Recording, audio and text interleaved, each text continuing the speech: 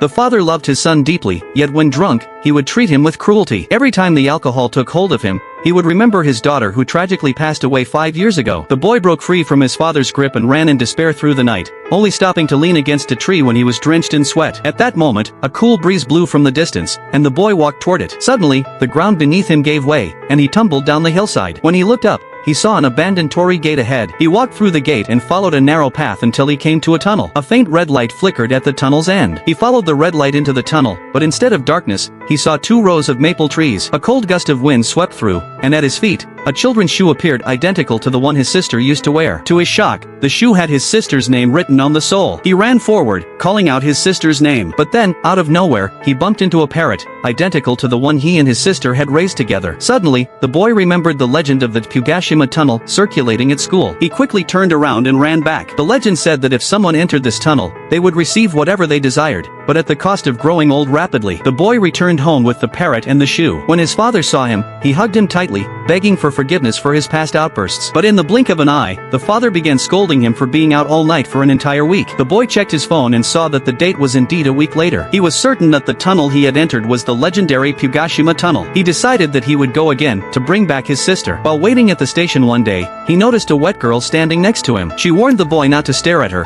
but he simply offered her his umbrella. She didn't appreciate the gesture, mocking him instead. "If you get soaked, your family will surely worry about you." The boy replied, "No one will worry about me. I don't have any family." The girl froze. She realized they were the same. She took the umbrella, and to return the favor, she exchanged contact information with him. The next day, a new student arrived at school, and the two immediately recognized each other. After class, all the boys in the class tried to ask the girl out, but she coldly rejected them. The girls tried to be friendly, but she ignored them. The class bully couldn't stand the girl's arrogance. She grabbed the comic book the girl was holding, mocking her for having poor taste, and threw it on the floor. The next moment, the girl struck her with a punch, knocking her to the ground.